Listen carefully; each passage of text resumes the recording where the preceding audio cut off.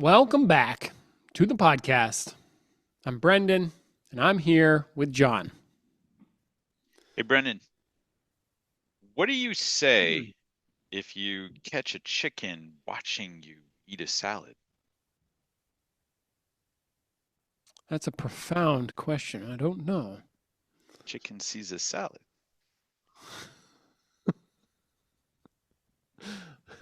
Yeah? Why don't scientists trust atoms? Uh, There's a lot of distrust there.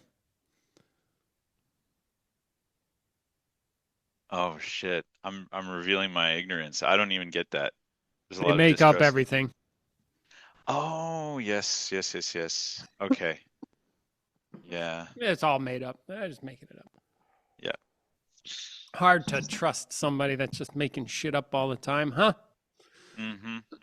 Mm-hmm. All right, so John was, before we started here, John was regaling me with tales of something called a logarithm. Oh, fuck. Oh, wait, no swearing. Oh, So yeah. I've been bleeping this out. Oh yeah.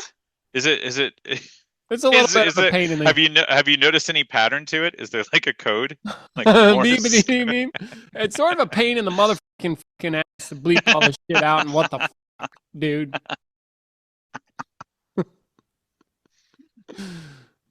All Yeah, right, I think yeah. the pattern is if I get excited a certain way, I tend to swear more. If you get sex-cited, what? Excited. Take it Oh, easy, killer. Easy.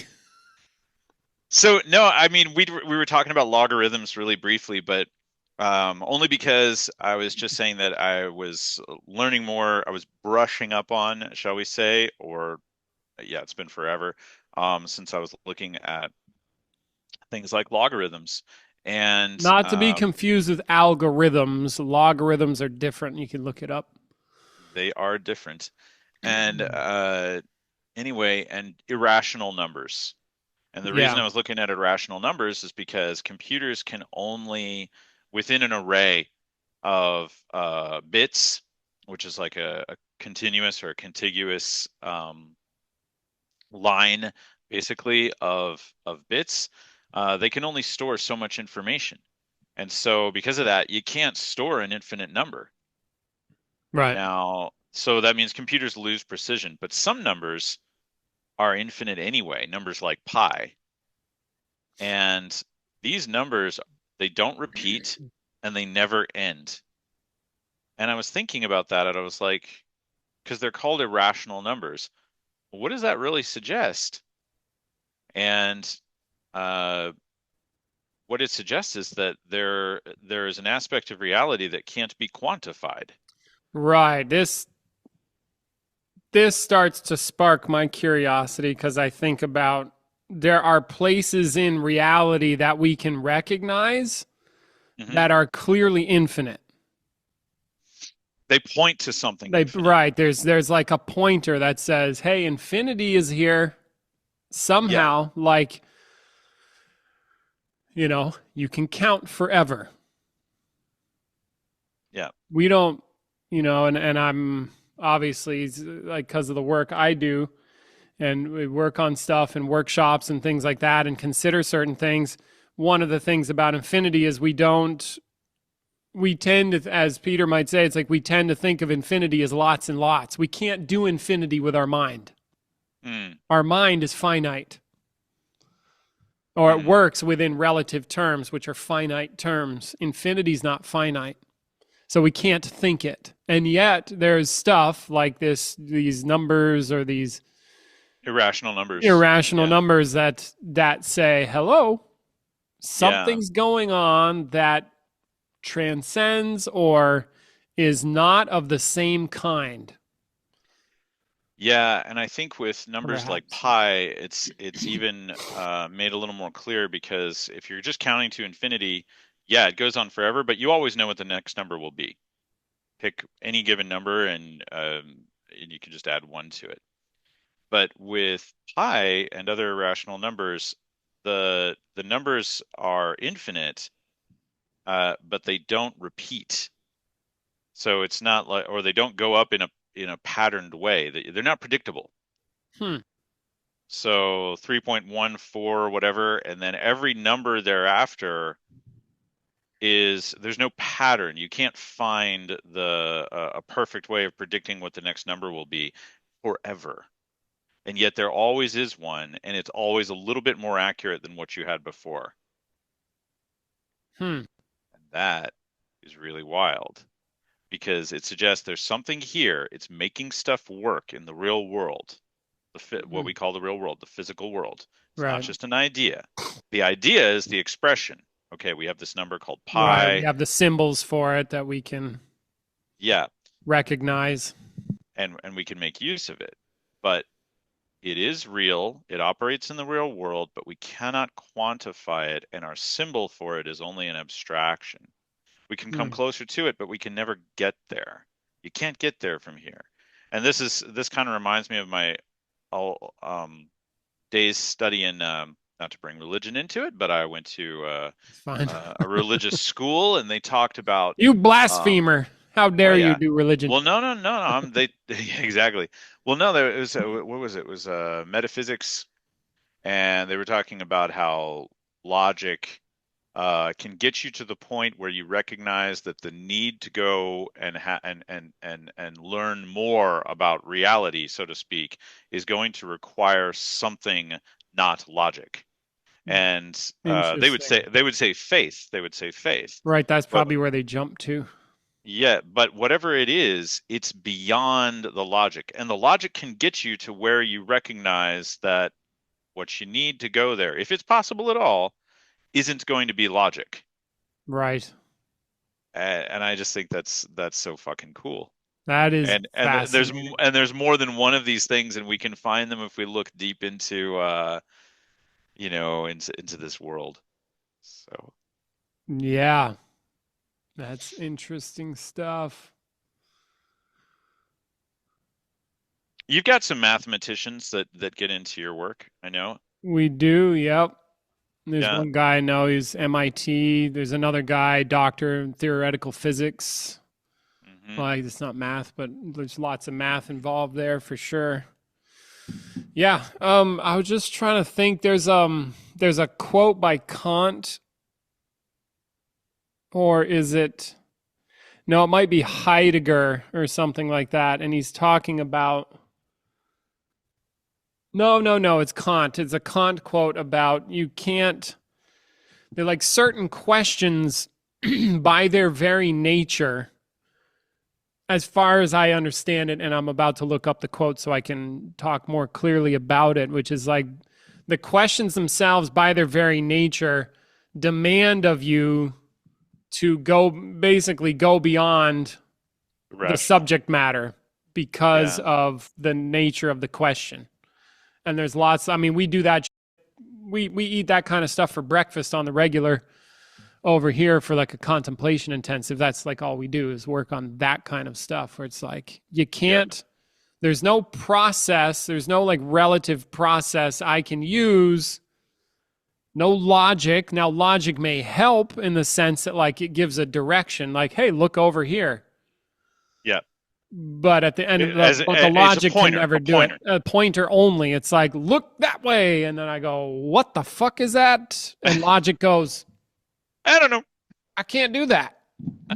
but I can spin my wheels and distract you. And That's right. And then intellect is like, let me make some stuff up about that. And let's go down this road. And then let's draw these connections between this and that thing there. And then make this here. And then like feel good about it. And then do this. And that's intellect. yeah. So let me do a little bit of that for 1 second. Okay. So I'm gonna intellectualize this shit. Tear it down. Okay.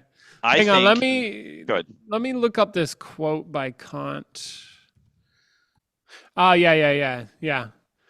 Human reason has a peculiar fate in one kind of its cognitions.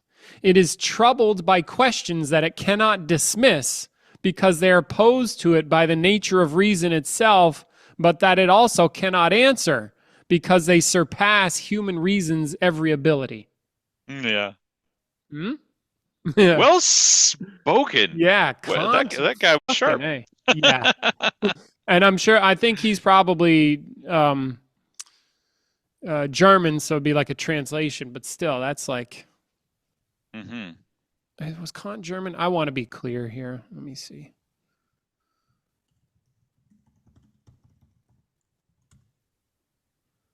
Immanuel Kant was German, a German philosopher. Yeah, that's a sharp cookie right there.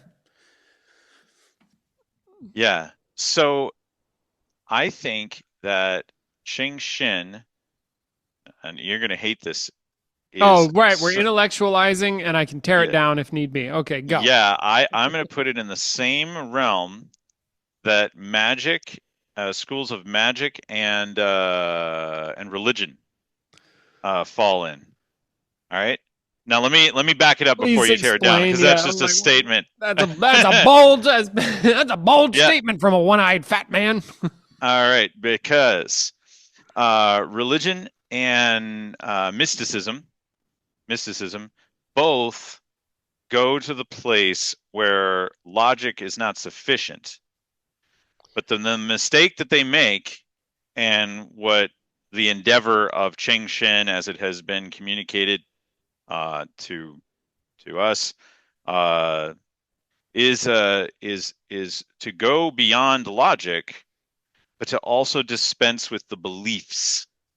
And that's where the religion and the mysticism, they just pick up beliefs like it's cool, you know. They just pick up, here's a belief and here's a belief, and take it on and canonize it and make a system out of it. And that system is often useful, which I think is why they persist, means of control or means of whatever. Yeah, Whereas Cheng Shen, like uh, as a system, is like trying to dismantle itself all the time. So you don't build up. If you build up a belief system, it's only as a temporary placeholder to get you to the point where you need to jump off into the unknown, and then you jettison that and throw it away. But that's why I would put it in the same place, because mysticism and religion are mankind's attempt to go beyond uh, the just the rational. But with those attempts, like any attempt, you try, you fail, you try again, you fail again. There you go. Tear it down.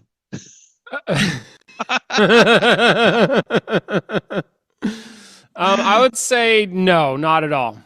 Okay, cool. Now, like Cheng Shin, to put Cheng Shin into a boat with that bull or that stuff, no, it's false. And now, too, I do want to acknowledge that if we are to compare only in terms of that we surpass the rational, then you could also put Kant in there. You could put Buddha in there. You could put others, because it's like it goes beyond. We could maybe even put Can I interject something real quick? physics in Yeah, there. can I interject something really quickly? Sure. Was it I think Peter mentioned it to us. There were Stoics and there was a couple different kind of Stoics. Maybe Skeptics. skeptics, and they both had doubt up to wazoo. But two schools, one of them went, okay, what is beyond basically reason cannot be known. Right. And the other ones went, well, what if it could? Yes. Which is an unreasonable thing to do. And that is nonetheless where amazing stuff seems to happen. And that's why I would call that basically like mysticism in a nutshell, or Mm. faith in a nutshell, like the heart of it, not attaching it to a particular image like God or religious or like a magical system or something, Yeah. but just that, like, you know what? It does go beyond what we know, and it goes beyond our ability to know it. And maybe we can still grasp it somehow, and then we don't even have a verb for it, but we got to go there. And that's Yeah. what I mean. That's the space that Cheng Shan occupies, and it's a very honest approach to that kind of thing, because it's really got the high alert radar up against taking on beliefs. Yeah. No. Yeah, yeah. Which would be why you would be like, no, fuck it. We're not in the religious boat. We're not in the mysticism boat. Right, but I get if it. we make more clear distinctions about what exactly it is that you're talking about, then we can proceed, which is what you just did, which was explain more about the distinctions that you're making that actually constitute what you said. Like, so yeah, let me see. As if we were to talk about lumping Cheng Shin in with something like a completely faith-based system, absolutely not. No. Now, where faith does seem to occur, now this is a weird thing that I struggle with and when I do workshops is like, what are you going to do when you're first setting out, right? You're out there, you're confused. You're probably, like, if you're like me, or as far as I can tell, many of the people that are interested in this kind of work, there's something more. Somehow you get that there's something more out in the world, or something more to grasp that you aren't grasping. So Yeah. you go looking for something, which is what I did. I was like, I want to know more. What the fuck's going on here? Like, this small place in Vermont where I'm from, it can't be the end all, right? Like, what the fuck? And so I go looking. Now, when I look, or when anybody looks, what are they going to run into? Well, there's a lot of bullshit out there. And when somebody comes up to you and you don't have any experience with this stuff and says, hey, this is possible, there's faith right there. If they look trustworthy, there is a degree of, I guess, well, you could say trust, and also in a certain sense, faith, which is like, they seem credible, I'll believe them without actually verifying it yet. Like, I don't have the experiential verification, like, hey, enlightenment is possible. Yeah, just what I'm calling just that right there. Right there. I think just that you can know something that's beyond perception. Mm-hmm. Independent of perception, logic, reason, process. And you're like, how do you know that? You don't. Yeah, it's not knowing like when you say knowing, it's not knowing like that. It's what we make up other words for it, because in our cultures, as Peter struggles with or points out to me, it's like we don't have language for that because it's not a culturally known thing very much. It's not widely shared. So we have words for it, like grasping, direct consciousness, an increase in consciousness, an insight, a breakthrough. I don't like this one, but an awakening or enlightenment experience. Like, these are words that we have that are representative of a possibility. Yeah. But it's not widely shared. And so I feel like I'm derailing a little bit or sending us down a side road. We were talking about faith, and I was just talking about how there is some degree of faith. Like, you're out there, right? You're out there in the world. You're looking for something. Who do you believe? You don't fucking know. Yeah. Somebody said, and there's a lot of snake oil salesmen out there, and then there's a lot of shit that feels really good but doesn't do anything. So when to totally belief based, to jump ahead, like to follow the bouncing ball, Cheng Shin is gonna ossify or die. It'll either be forgotten. Ossify, like turn into a bone. Yeah. Yeah. It'll turn into just a belief system, or it'll turn into or it'll just be forgotten. That's the tendency. Yeah, for things people start to confuse the structures that they make up to do it with the thing itself. Yeah. And then then it becomes the 10 steps to this and that or whatever, and it's like, oh no, yep. So then, like, if you had to boil it down and say, like, all right, Cheng Shin, and just say, go for the truth, which I recommend, by the way, and your reason will get you to a pointer, and you'll get to a place, I think it's like this. Your reason and logic can get you to the place where hey, I know there's something there to get, but I don't know. There's no way for me to get there from here. Yeah. And then like a little spark of faith or adventure or a hunch or this choice will get you to step off that cliff. And Yeah, that's what or do your best to fucking leap off that motherfucker, but it's just hard to leap sometimes. Yeah, and then you're going for the truth. You're just going for the truth, regardless of whether it's Cheng Shin or something else. Because that's like Cheng Shin is a made up name. You know, Peter found it in a book because we needed a name. He needed a name. So it's made the fuck up, just in case you out there. And I wanted to share, as you were talking, I also make a distinction that's not just what I would call faith or belief, but somehow, sometimes when I'm on to something, I know it in my bones. Mm-hmm. And I wouldn't call that faith. It's more like a certainty. And I'm like, I am 100% at a very deep level. It's like a visceral body feel like, no, wait a minute. There's something here to get, and I can get it. Now, is that faith? I don't call that faith. It's not a whimsical belief. It's like, no, I'd bet good money. I'd bet my life on that kind of thing. Yeah, that's like, okay. It's like a done deal. Now, what's that? I'm not sure, but this is something I've experienced from time to time.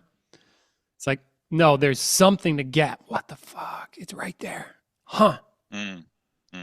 It's like tangible. I'm not there, but somehow I know in my bones is available. I don't know what I'd call that. You know, I have a label for that. So there's that possibility.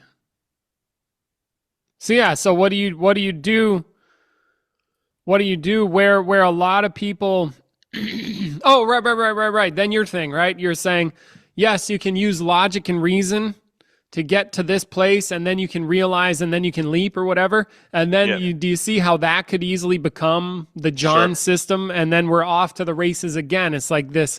I have a new YouTube channel. Anyone who wants? No, I'm kidding. I don't.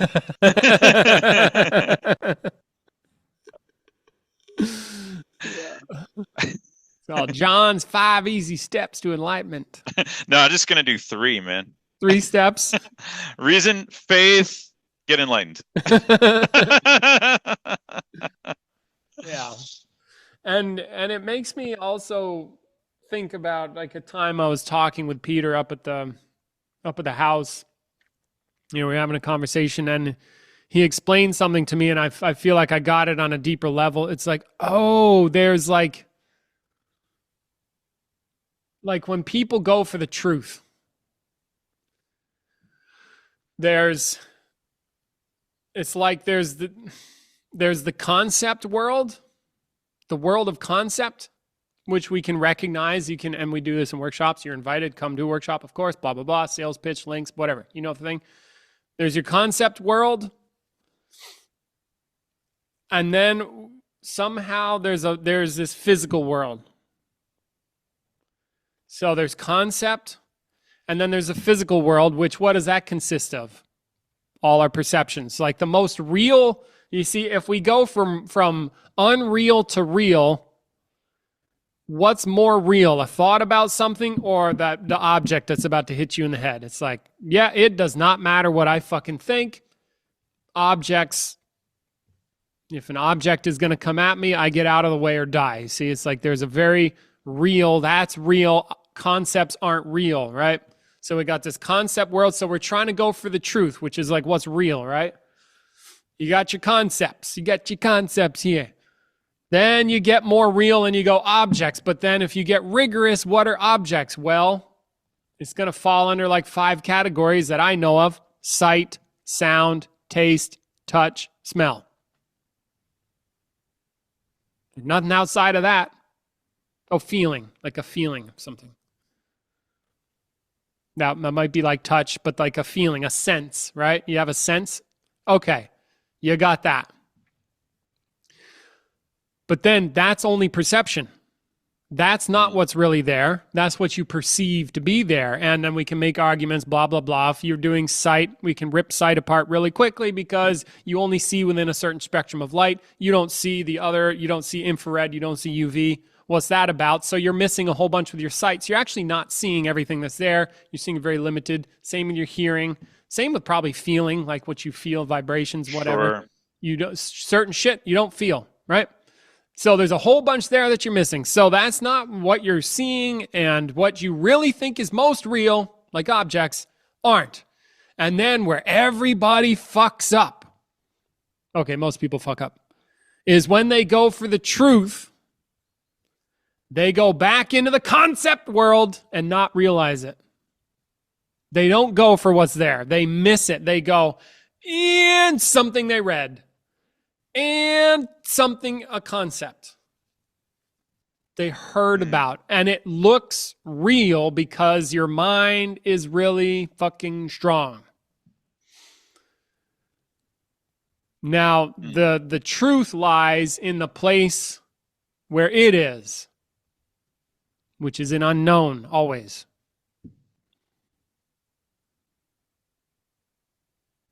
So there's like these three domains. Again, we do it in the workshop, like concept and your experience of it, and then there's it. And many people, this is why we rail against faith, at least I rail against faith for one reason, is because faith is where people tend to go without knowing it. Oh, like there's an infinite nothingness. Now, maybe that's true, but you don't experience that, and you can't experience that. But then they will make up something that is as if an experience, but it's like a conceptually derived experience about infinite whatever, or being one with everything. And I've seen people do it. They go into states of mind, whatever, what have you, and they miss the truth because they're busy with concept and experience. So when you're going into if you can recognize, hey, concept is concept, and that's a big domain direct to look at. Yeah. Because we tend to think language, and language is big, but language is a subset of concept. Yeah. And then so we're getting conceptually based. Yeah. That's a monster. Yeah.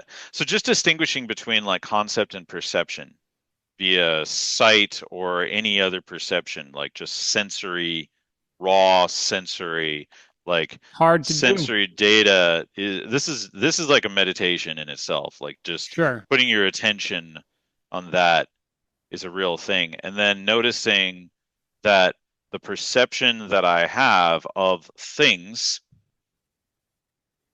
is for me. It serves me. And that gets in the way of me noticing what's even there, because I'm filtering the perceptions for me, and even the perceptions that I have are for me. Yeah. And then what I hear you're suggesting is, don't then backtrack and go to concept, go past perception towards the thing itself. Like that, yeah. And you got to have, I would use the word faith, but really what I just mean is you got to hold it possible. Like that, yeah. You got to hold it possible, and then just go. And how? Don't worry about it. How is in the world of rationality.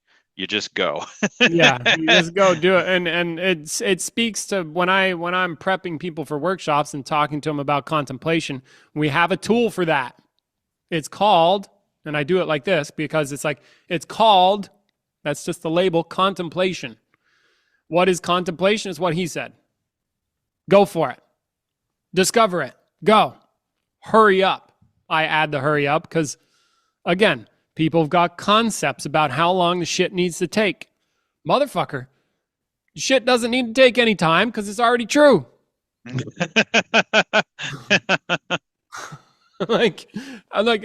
then where did you hear about that it needs to take time, like 20 years of contemplation, meditation, practice, and then no. Oh yeah, Buddha was an ascetic for a long, long time, and Jesus had to go into the mountain for days and days in the forest or whatever. And see, more fucking concept. A limiting concept, by the way, you slow ass motherfuckers. Yeah. Yeah. Yes. Yes. Yes. So yeah, so I'm glad. Yeah, thank you for bringing that up. I appreciate it. I think let's see now. What can serve people about this conversation? It's like, I guess for me, it's like I'm trying to facilitate an opening. I mean, entertain you, of course, but then it's like, hey, notice this. Notice this. John brought up irrational stuff. It's like interesting. And some people I make up something. You see, I make up something about like some people were, I don't know if blessed is the right word, but it's like some people entered into there's another way to go. I'm making this up. And this way is like in the domain of actually discovering for yourself what's true, which is like I would put people like Kant in that domain somehow. And apparently the reason Kant made the discoveries he did is because a student asked him a question he didn't know the answer. Mm. I would have loved to know what the fuck that student asked, because apparently what happened was the student came up, asked him a question. He's like, let me get back to you. And then went away for 11 years to work on it. Mm. And then you said, yeah, Brendan, but you just said that you shouldn't take any time. Shut the fuck up. Okay. He went 11 years, probably balls to the wall. All right. Harder than you've worked on anything in your life. Probably. I'm making this shit up. So shut the fuck up. He had the urgency I'm talking about. It just took him 11 years. All right. And I think that urgency is necessary and are very empowering. But that's a sidebar. So shut the fuck up about that. So I would have loved to know the question that he asked. And then he made a discovery, breakthrough discovery. Huh. You see? Or Richard Feynman, I would put in that category in the sense that somehow he discovered how to discover things. You know, and I love the thing about the bird. I bring this up often because people go, well, what's that? And somebody's like, it's a brown-throated thrush. And they go, no, it's not a brown-throated thrush, because in this language it's called this. It's in this language it's called this. It's like the thing that's there isn't the language we use to speak about it. And I bet that had an influence on how he looked at things. See, and then and like a Ralston is like that, like where they look into the matter and they make discoveries for real. You know, and then sometimes you're like, well, how do you know they make discoveries? Well, they can do, usually, like they can do stuff you can't do, or they have understandings. There's evidence. Mm-hmm. Even though these discoveries, you can't hold them. Like I can't go buy an Enlightenment experience down at the grocery store. Why? Because there's nothing to buy. Yeah, well, you can't hold the logarithm of 2 either, or pi. Right. And yeah. And yet it exists. And yet it exists. I really struggled with that. I think that part that I'm calling, or was calling faith, that just that openness to the possibility that I could realize who I was, or realize what I was. Yeah. Or realize what other. No, by that time it was, but just the possibility that that's available. Yeah. I really struggled with that, like intellectually and emotionally. And at some point I just kept going anyway. And I think part of it was there's the when I was hearing you talk about Kant, there's this stick and carrot kind of thing. Like you don't know what your real nature is, but you imagine it's going to be really fucking good, cool. Yeah. Or some people are like, uh-oh, I don't know what I'm going to find. I might be. Oh yeah. That's yeah. You imagine stuff, but if you're thinking like in grand terms, probably it's good, right? Yeah. And so, but there's that. But then there's also like Kant, like he got asked this question, and I imagine that question tormented him. ferociously I bet. and relentlessly. Yeah. And I remember after the first contemplation intensive, I got that I didn't know who I was. Mm-hmm. That was all I got. It's a good get. Well, it fucking sucked. Like I didn't actually enjoy contemplation. I didn't like it at all, and I Oh didn't yeah, want to no, go back and I didn't want to go back and do more, right but there I with you, couldn't stop David. thinking about it.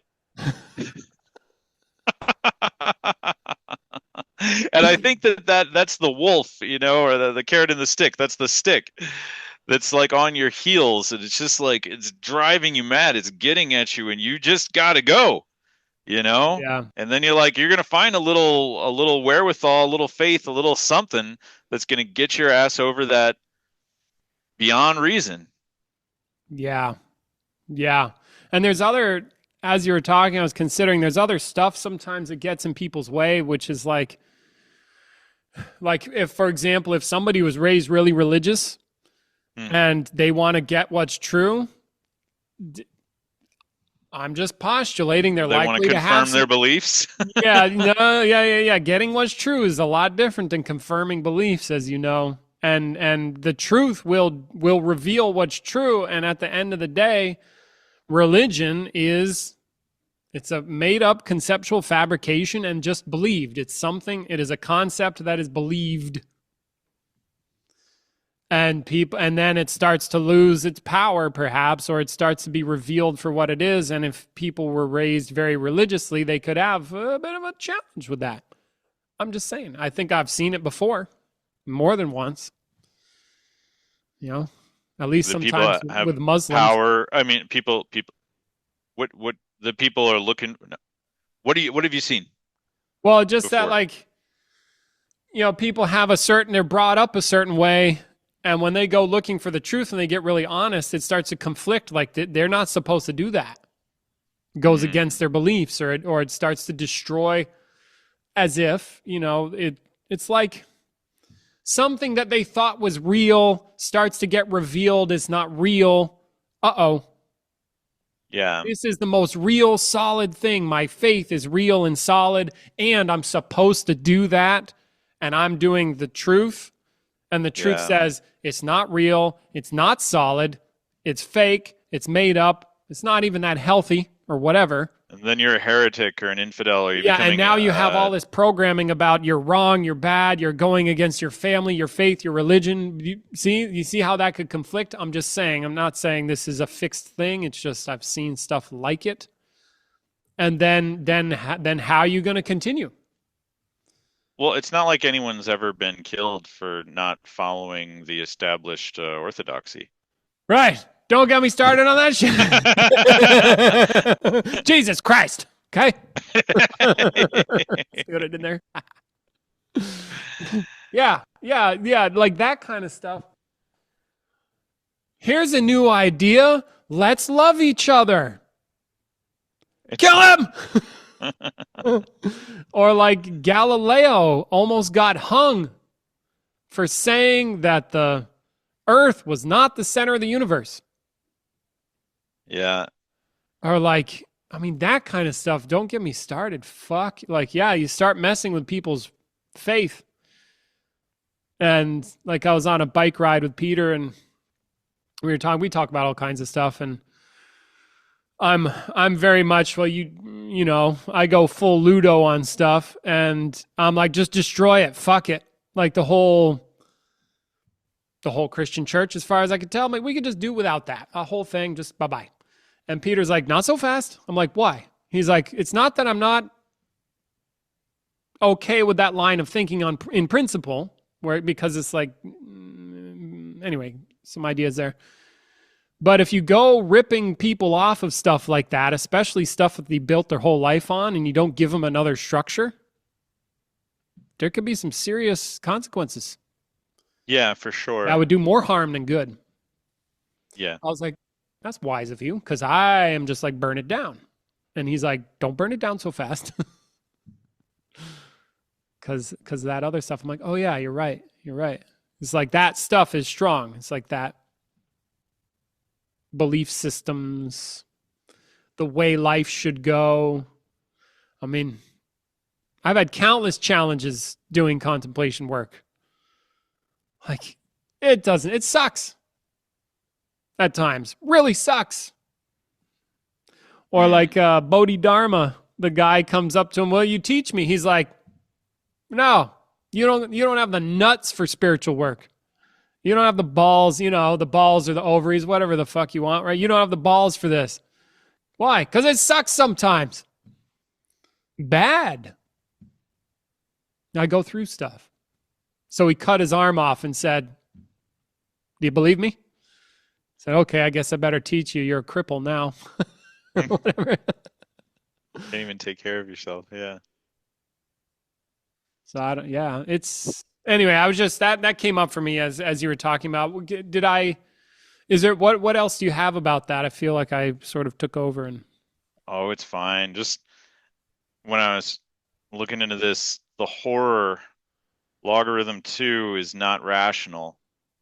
One Pythagorean, the Pythagoreans were a Greek sort of sect, philosophical sect, and one of them, named Hippasus, I'm not sure if I'm saying that right, apparently proved that log of 2 cannot be expressed as a ratio of integers, and this meant that the log of 2 is irrational. And therefore, not all is number, as the Pythagoreans maintained. And so, according to legend, the Pythagoreans were so disturbed by his proof that they banished or even drowned Hippasus at sea. Why? Because he had exposed a truth too dangerous for their worldview. And whether or not this story is literally true, it reflects the philosophical earthquake the discovery caused.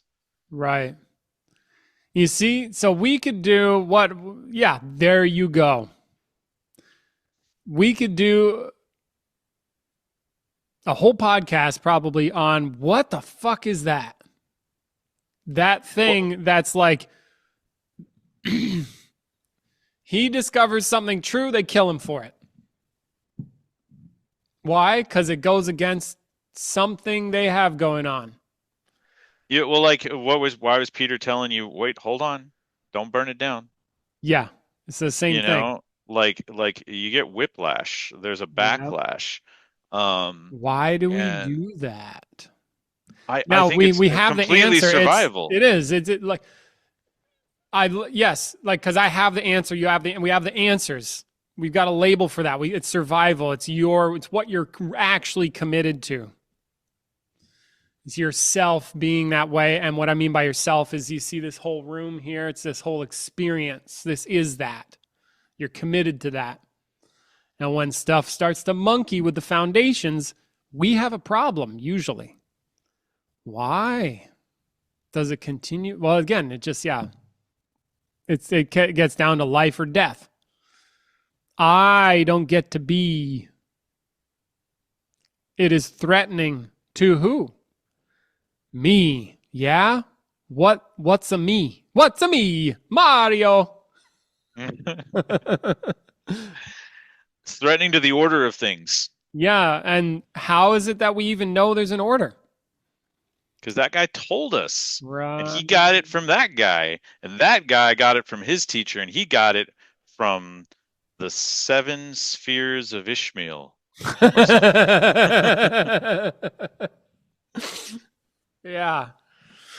You see, so it just, I find it fascinating that this reveals, they're like, Jesus, I mean, come on, man. What do you think he was trying to do? He was a badass. And you kill him for it? Oh, but it goes against me. And then probably similar stuff. I'm just riffing and considering, like, some people can't even stand the idea of gay marriage or like being gay. It's like, God damn it. You got a problem with what? With their sexual preference? It's like, but then again, it's very subjective. Where do we draw the line? Do you fuck animals? Like, do you? No, I don't. But Yeah, Right. I'm agreeing with you that where do you draw the line? Right. And then that's just weird, you see. But I'm just saying, it's like some people are totally A-OK with homosexual relations, and other people, it threatens their existence. And so they would kill over it. They're very uneasy. They can't handle it. I think you're a fucking pussy, but that's fine. If you can't handle that, it's like, grow up, dude. We're in the fucking 2025. Plus, the Romans already did it. Apparently, they didn't have a problem with that shit. The Greeks, even more so. Yeah. Already been done. And now we're back to like, you have a problem with it? It's like, hello, fuck you. See? Now, I've got a problem with your mind. See? I'm upset. See, what's that about? Anyway, bothers me. I think things should go a certain way. What was you were saying something before we got on the podcast about somebody who wrote in about an assumption. Yeah, sure. We could address that, I think. And then how are we on time? We should head out here shortly. Yeah, cool. Dan, I don't know how to say your last name, Dan Soares? Or is it you're saying that your name is Dan and you're soaring like a bird or something? I don't know. Or is it Soares or... Yeah, I don't know. Tell me how to say your last name. I would appreciate it. One limiting belief I continue to work on is struggle is required for success. It cannot feel easy. The place I am at is success will take effort, but I do not have to add the story of pain on top. Thoughts?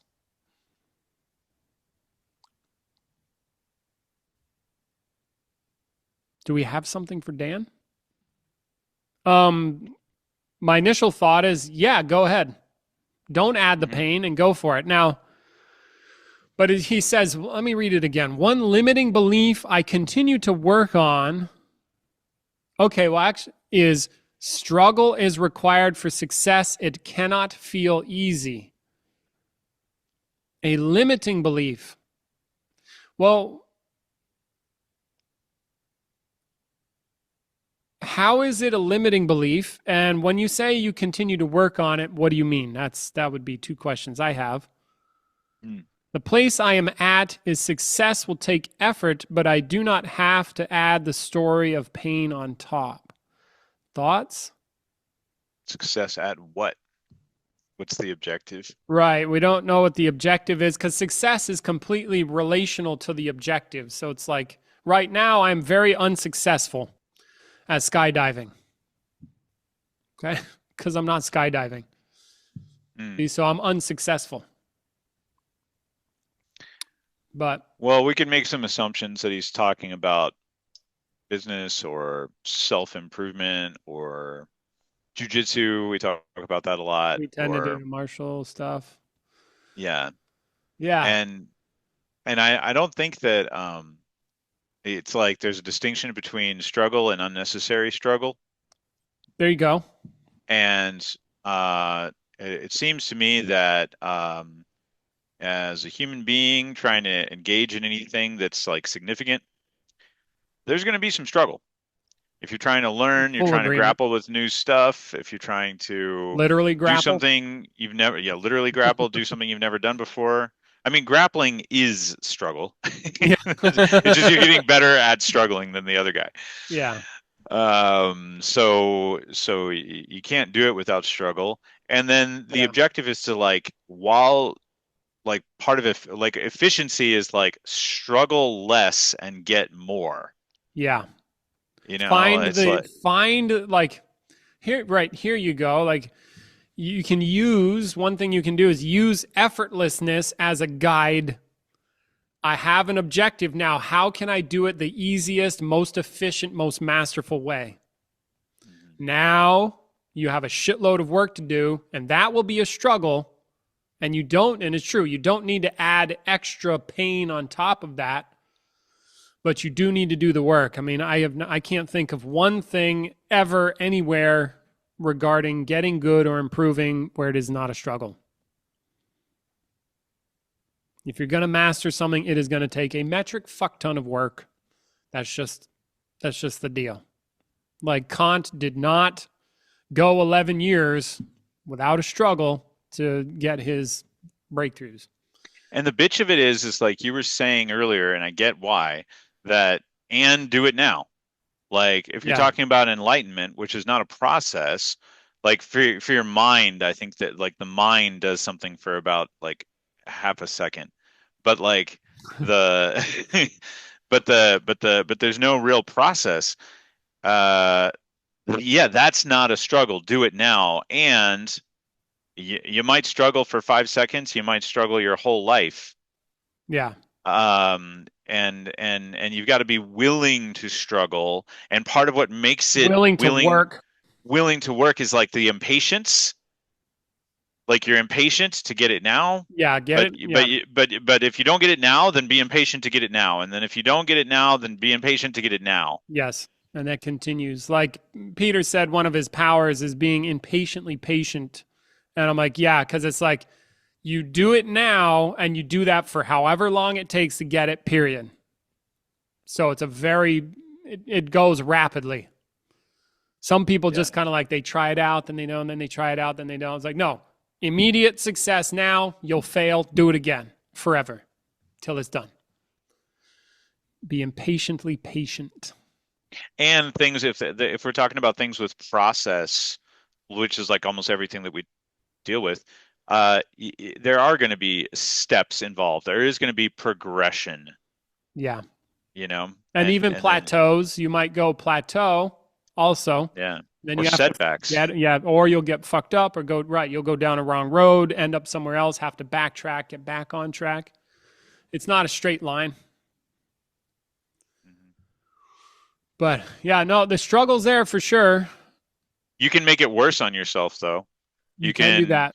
You can compare yourself to other people when it's not helpful. You can compare yourself to some ideal that you have that's just hurting you.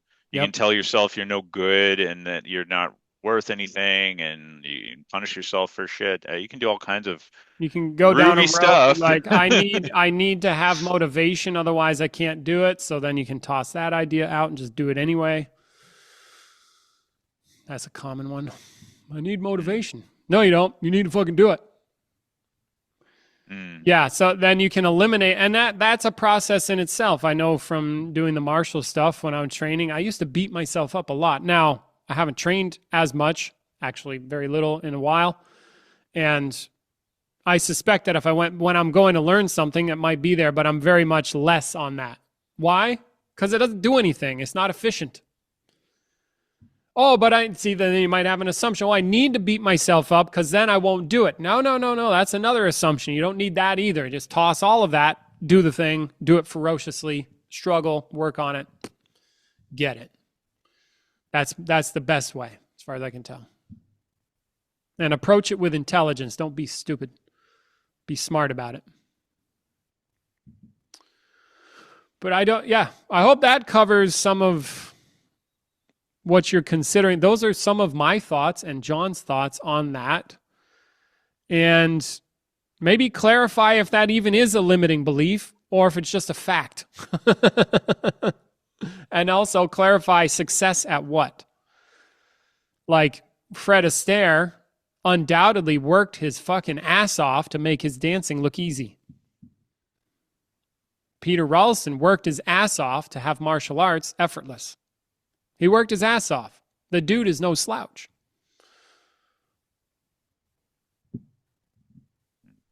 Yeah. Any other thoughts from your side? Oh, no. I'm just like a tumbleweed passing by. Wind. Cool, man. Well, that ought to do it, I think. Alrighty. Any remarks?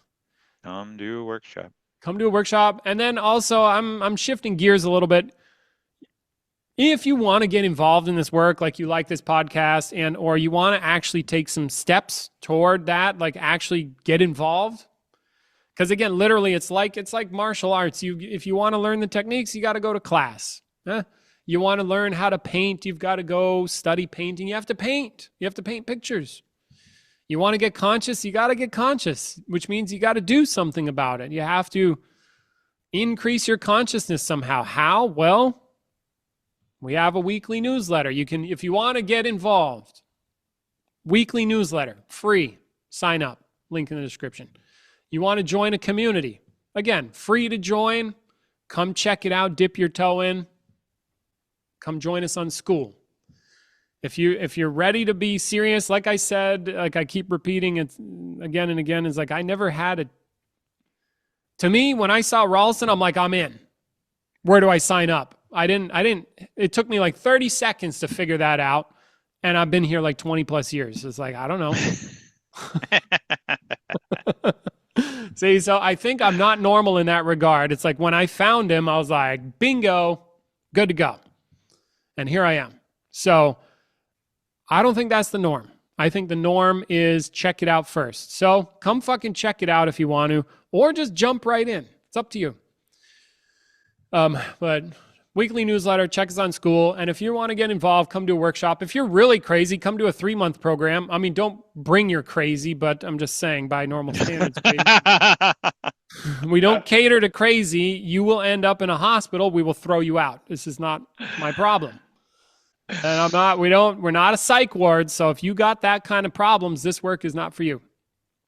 But come to a workshop or 3-month program, apprenticeship, whatever. Yeah, if you're hallucinating on the regular or suffering from paranoid delusions, or if you suffer from severe self-imposed isolation or suicidal ideologies or any of that stuff, don't come here. No, if anything, you want to be kind of strong. It's rigorous.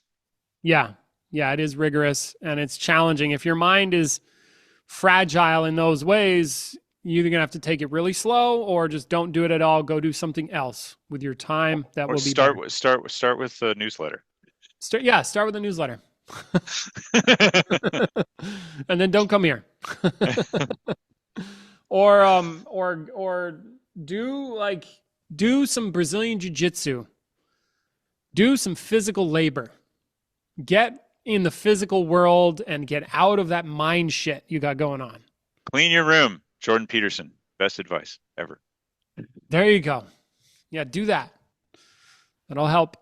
Like get in touch with physical reality, because physical reality doesn't give a shit about your mind.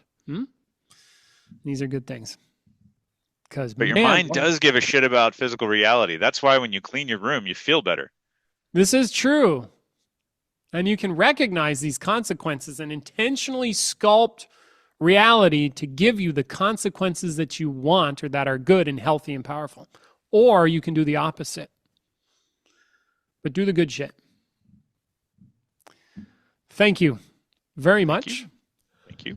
Thank you for joining this podcast. We love you. Bye.